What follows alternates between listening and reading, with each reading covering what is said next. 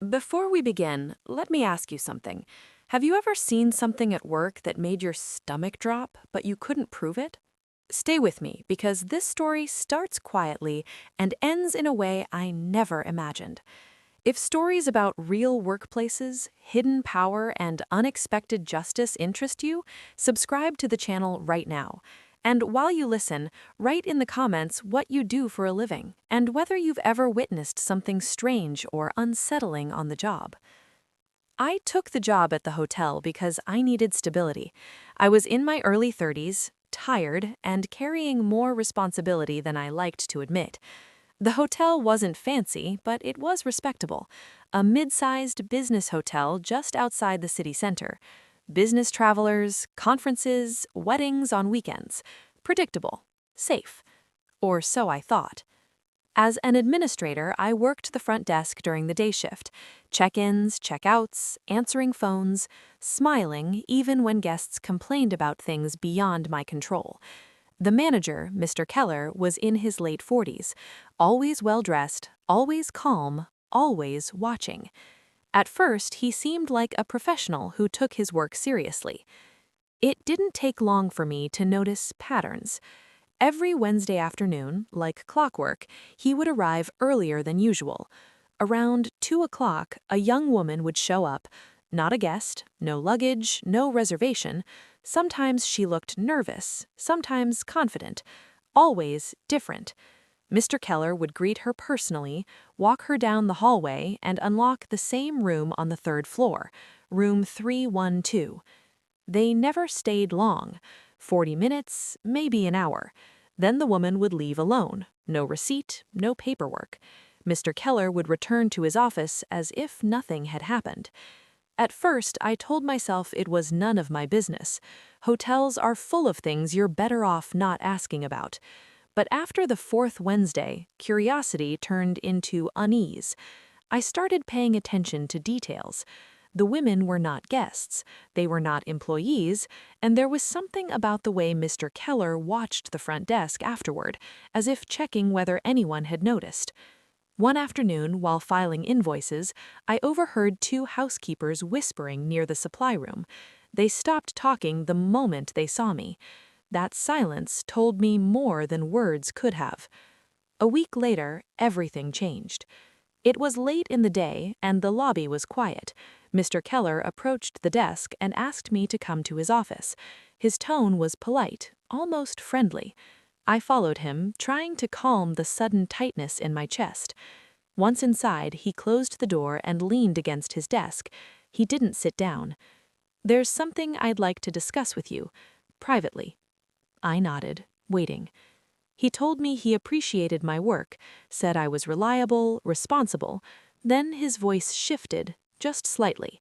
He mentioned that he knew I was struggling financially, that I had loans, that I was behind on a few payments. I froze. He smiled and said he could help, not officially, of course, no paperwork, just a personal arrangement. Then he told me to meet him in room 312 later that week. I didn't ask what he meant. I didn't have to. My hands were shaking when I returned to the desk. I said I needed time to think. He agreed, calmly, and reminded me that positions like mine were easy to replace. That night, I barely slept. I went home that evening and sat in the dark of my small apartment, replaying every moment of that conversation. The words he had chosen were careful, polite, clean, but the meaning was clear. Help in exchange for silence and obedience. Refuse and lose everything I depended on. I wasn't just afraid of losing my job. I was afraid of what would come next. How many times had he done this before? How many people had felt just as trapped as I did? By morning, fear turned into anger. I started paying closer attention at work, not just to Mr. Keller, but to the women who worked around me, the housekeepers, the night receptionist, the assistant in accounting. I noticed how some avoided eye contact with him, how others went quiet when he entered the room, how a few had suddenly left the hotel over the past year without explanation. It wasn't just me. It never was. That realization changed something inside me. I stopped feeling small. I stopped feeling alone. I had an old friend named Mark. We hadn't spoken much in recent years, but I knew he worked as an investigative journalist, the kind who followed leads no one else wanted to touch. That night, I called him. At first, he didn't say much. He listened, asked careful questions. Then he told me something that made my decision clear. "If this man is doing what you think he's doing," Mark said, "he's done it before and he'll do it again. But people like him rely on silence. Evidence breaks that silence." We met 2 days later. I told him everything: the room, the schedule, the threat, my financial situation. He didn't judge me. He didn't rush me. He simply asked if I was willing to help expose the truth. I was terrified, but I was also done being scared. We made a plan, a risky one. I agreed to meet Mr. Keller in room 312, just as he requested. Mark would set up recording equipment beforehand, audio, video, clear enough to show intent and behavior without crossing any lines that would compromise me or break the law. The goal wasn't revenge, it was leverage, proof. The day arrived faster than I expected. My heart pounded as I walked down the hallway. Every step felt heavy. When I entered the room, Mr. Keller was already there, confident and relaxed. He talked, too much, about how things worked, about discretion, about loyalty. He believed he was untouchable. That belief was his mistake. Everything was recorded. Afterward, I left the room and went straight to the restroom, shaking. I wanted to quit on the spot, but Mark met me later that night and showed me the footage. Clear, undeniable. "This is enough," he said quietly. Then he asked me one final question. "Do you know who really owns the hotel?" I told him what everyone knew: Mr. Keller's wife. The business was registered in her name. She stayed out of daily operations. Mark nodded. "Then she's the key." We didn't act immediately. That was the hardest part. Waiting. Watching Mr. Keller walk around the hotel like nothing had changed, while knowing exactly what we held in our hands. Mark explained that timing mattered. One wrong move and everything could collapse. We needed to be precise, calm, and legally careful. The message came from Mr. Keller 2 days later, short, direct.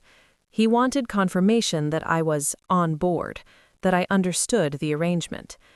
Instead of replying myself, Mark drafted the response: polite, neutral, agreeable, just enough to keep Mr. Keller comfortable. Then we waited again. During that time, I learned more than I ever wanted to know about power, about how easily people hide behind positions and routines, about how silence protects the wrong people. Mark contacted a lawyer he trusted, not to go to the police yet, but to understand our options. The lawyer confirmed what we suspected. The evidence was strong, very strong, strong enough to ruin Mr. Keller's career and his personal life. That was when Mark asked me if I was ready for the consequences. I thought about the women who had walked into that room before me, about the ones who didn't have a journalist friend, about the ones who probably still felt ashamed for something that was never their fault. "I'm ready," I said. The next step was risky but calculated. Mark contacted Mr. Keller anonymously, not as a journalist, not as an employee, but as someone who knew everything. The message was simple. There was evidence, there was proof, and unless Mr. Keller wanted his wife to see it, along with lawyers and the press, he needed to cooperate. Mr. Keller panicked. He demanded a meeting, off the record, in person. Mark refused. Everything stayed documented. Every message, every response. The number came next: $500,000, enough to ensure silence, enough to make the problem disappear in his mind. Mark told him the conditions: payment, immediate resignation, complete withdrawal from the hotel's operations, no retaliation against staff. Mr. Keller tried to negotiate, tried to threaten, tried to intimidate. None of it worked. 3 days later, the money was transferred. I didn't feel victorious. I felt exhausted. Mr. Keller resigned quietly the following week. The hotel announced a personal decision and wished him well. His wife took a more active role in the business. Changes happened fast. Policies, oversight, new management. Room 312 was closed permanently. Life didn't magically improve overnight, but something important changed. I could breathe again. I paid off my debts, not all at once, but enough to lift the constant weight from my shoulders. I kept my job. I watched as the atmosphere at the hotel slowly shifted. People spoke more freely, smiled more honestly. A few weeks after Mr. Keller left, one of the housekeepers stopped me in the hallway. She didn't say much, just thanked me. Her eyes said the rest. Mark published a broader investigation months later. No names, no hotel mentioned, just a pattern, a warning. It reached the right people. As for me, I learned something I wish I had known earlier. Power depends on fear, and fear disappears the moment you stop facing it alone. I'm not proud of how things unfolded. I don't celebrate it, but this is my story. And sometimes justice doesn't arrive wearing a uniform. Sometimes it comes quietly, through preparation, courage, and the decision to stop being silent. Today, I no longer work at the hotel. I moved on, a different job, a different life. But I still think about that hallway, that door, that room. Mr. Keller learned what it feels like to be used as leverage, to lose control, to face consequences he thought would never reach him. And I learned that even in the most ordinary places, truth matters.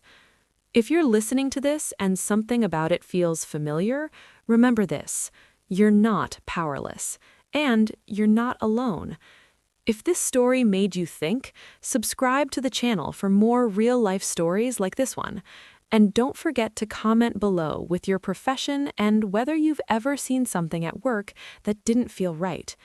Sometimes sharing is where change begins.